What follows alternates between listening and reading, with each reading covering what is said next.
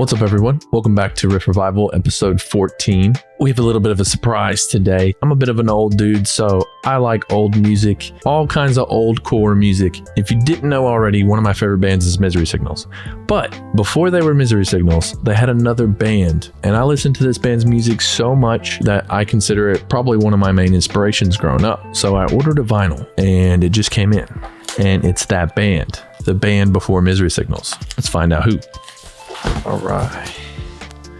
7 Angels, 7 Plagues. This record here has been a staple in my inspiration. I'm not gonna lie to you guys, the recordings on this record are not that great, but the music, the content itself is amazing. Very well written metalcore. This is old school, dude. So the original members of Misery Signals would be this man here and this man here. These are the two that came from Misery Signals. We're not going to listen to this record. I just got this record because they were doing a last minute print of this record and I didn't want to miss my chance to go ahead and grab it.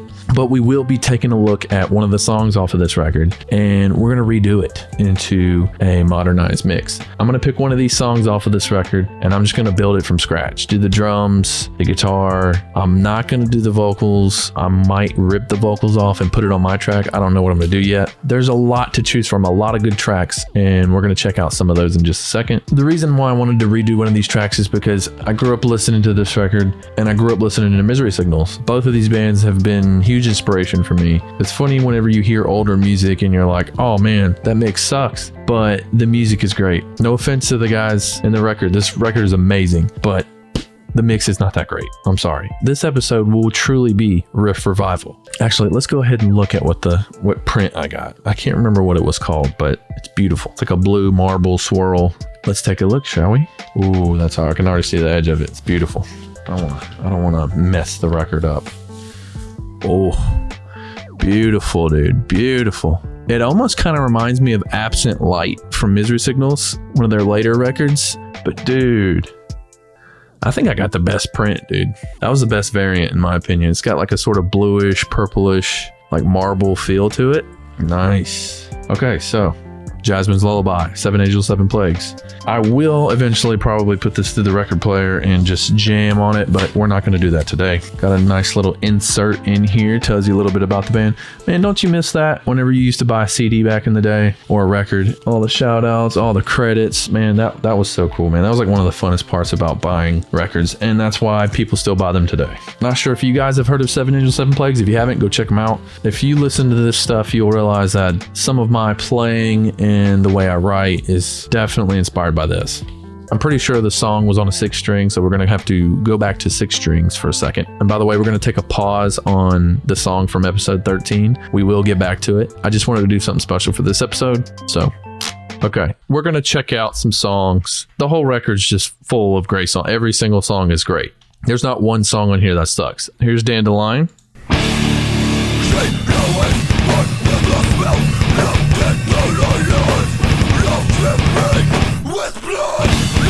Okay, we're not going to listen to the whole thing. The hardest thing about this, it's going to be really hard to decipher what they're actually playing because I can tell right now from what I'm listening to, the guitars are pretty sloppy. I don't know if I'm going to be able to figure out what they're playing. I'm going to try my best. And if I have to sort of guess what they're doing, that might be how I have to do it. But the drums are pretty clear. I can hear the drums just fine. Bass, I can hear pretty good. The guitars are just very, very raw and unedited and just very live sounding. It's going to be a challenge to kind of pinpoint what they're doing on guitar. I'm not sure if Dandelion is going to be the track I actually do. Might have to look at another track. Let's listen to that one. I don't know about you, but I didn't care about anything after Endgame. This one right here. Bruh. YouTube ads, man. Well, the frick done. Sometimes.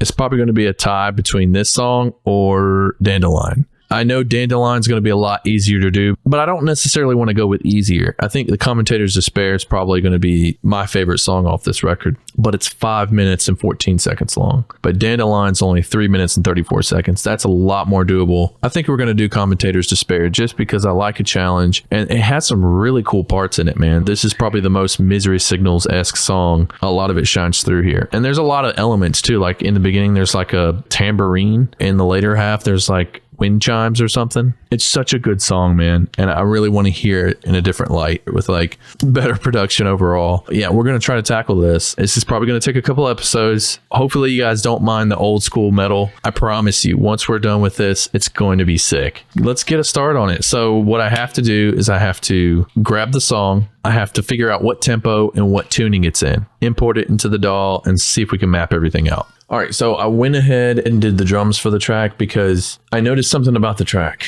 It's a little off. This is an old recording, so I'm not sure if they tracked it to a click track. It's all over the place as far as tempo goes. So what I had to do was I had to edit the original track to fit the grid. I figured out the tempo, the tuning. It's in drop D. I haven't played in drop D in forever. I'm tuning the old Jackson up to the drop D. I found some guitar tabs online. They're not very accurate, but they're close, so I'm going to use those. And basically, I'm just tabbing out the drums underneath the original track and going literally piece by piece. Let's get into it, man. All right, so I went ahead and just tabbed out a lot of the drums because that's very time consuming. Like I said, I had to line up everything. So I made a tempo map and found out the tempo starts at 215, changes to 210, then 170. You can see all the cuts I've done to the original track. So I'm going through and I'm lining up the snare and kick hits on the grid. And the track sounds a lot more smooth tempo wise. I know this is crazy. This is insanity. Most people will probably not take the time to do this. That's okay. I understand that, but I am crazy and I like to do stuff like this. I got about a minute in. We still got rest of the song to do, this much. Insanity, right? And that's probably all we're going to make it to as far as drums go, but we're going to track guitars. This is the real track with my Giga drums on top of it. So if you do hear a little bit of weird phasiness with the drums, just know it's the original track behind it, and it's not going to be perfect, but it's pretty close.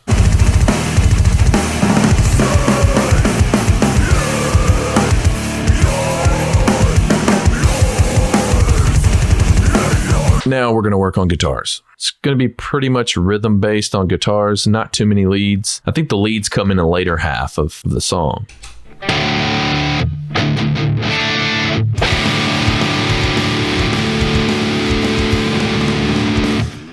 One of the guitars is doing a pick slide, so we're going to do that on this first guitar, but I'm going to track the second one first.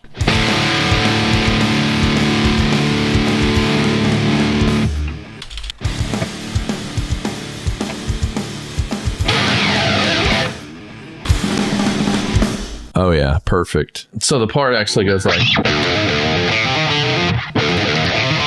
Okay, now how I figured that out? Tabs. I didn't want to trust the tabs completely, so I listened really closely to see if that's what they were playing. Pretty close. I'm not sure if it's 100% accurate. All right, let's track some more of this. Okay, I'll take it.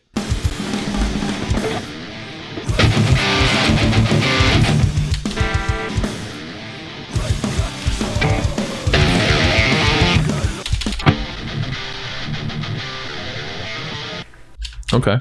I think it repeats itself. Or actually, let's record it twice because we don't want to repeat over and over. That's another no-no, by the way. When you're recording and you have a part that repeats itself, don't just copy and paste it over and over. At least do 2 different takes of it. One measure here, and then you want to just copy and paste that. Don't do that. Track it, and then track it one more time again, and then you can copy and paste it, because in that case, you could mix and match the takes. I don't want to be the mix police here. I know I said that's a no-no, but that's a no-no for me. You can do it however you want. But for me personally, I don't ever do that. Changes notes right here. I think that's what it is.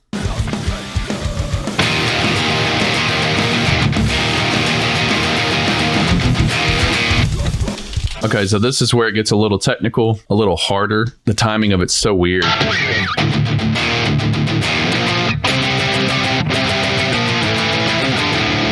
or something. I don't know, it's weird. Definitely gonna have to do sections for this part.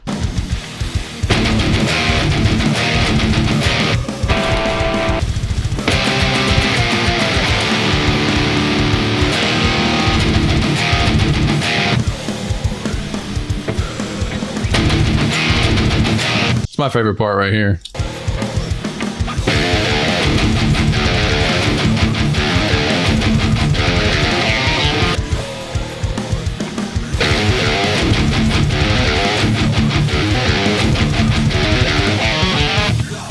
I can't tell if this part is harmonized or not. Like the guitars are just so like muddy in the original mix. I know this sounds like I'm taking a dig on the mix, man.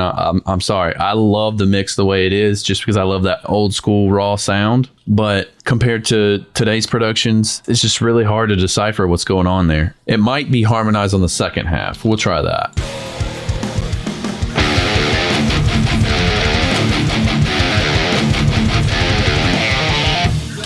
Nice. Okay, let's move on. Okay, this part should be pretty easy. It's just chugs.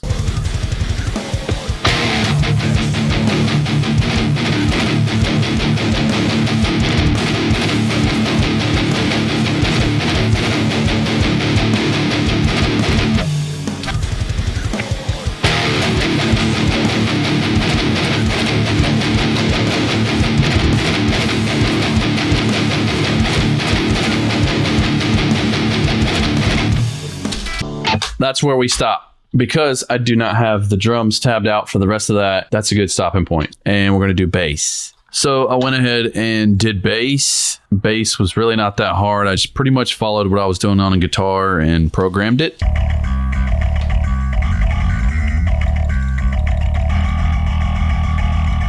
Got bass programmed with Grove Bass by Submission Audio. So what I did was I layered the actual track underneath what I recorded because I'm negative 16 dB on the actual mix. And then I have my guitars and the bass, and that's pretty much it. So what I was planning on doing for the final version, once I get all of this done, it's not going to be today, but once I have everything lined up, I'm going to extract the vocals in the timing that I have here so that I can put the vocals on top of this mix and mix the vocals a little bit too. It's not done. We still have some work to do. So I'll let you guys hear it with the master, what we have so far.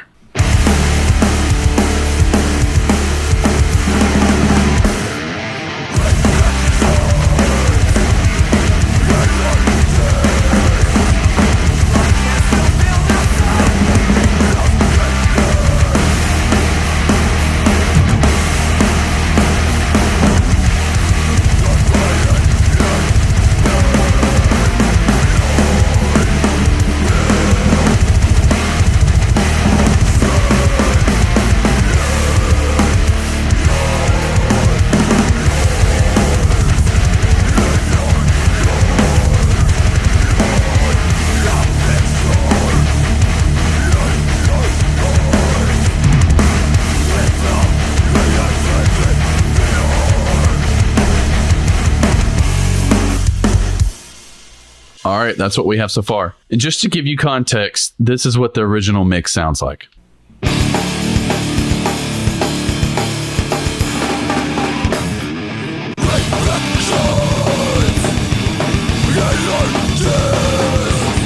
This sounds pretty sick so far. I can't wait until we get to the later half because the later half has like the clean guitars and the ending of the song is really sick. But the reason I chose to do this one is because number one, I like a challenge. I think having this song, like a legit recording of it that I can just look back on and go, oh yeah, that song's sick. I would love to do more than just this song though. So we're definitely going to pick up next week, do the clean part and all that stuff, see where this track goes. If there's a song that you want to hear, like an old song with a crappy recording or something, leave a comment below and let me know some suggestions, what you guys would like to hear me revive. It could be anything, preferably something in the metal genre. So that's it for episode 14 of Riff Revival. Thank you guys so much for watching. I know this episode was a little shorter and a little different, but I wanted to stay true to the Riff Revival theme, you know, taking an old song and kind of reviving it. I definitely want to do more of these in future episodes. If you do have a suggestion, leave a comment below on an old crappy mix or an old song that you want to hear redone, remastered. I'm not going to profit off of these videos just because I'm using some of the real tracks cuss in these videos, so it's definitely gonna get copyright striked or whatever. I don't care because I have fun doing these things. Just a fun little project to do on the side while we're waiting on the other episodes. Now, the 7-string riff, that is going to be a song. You guys left a lot of comments on the last video asking if that was gonna be a legit song, and it will be.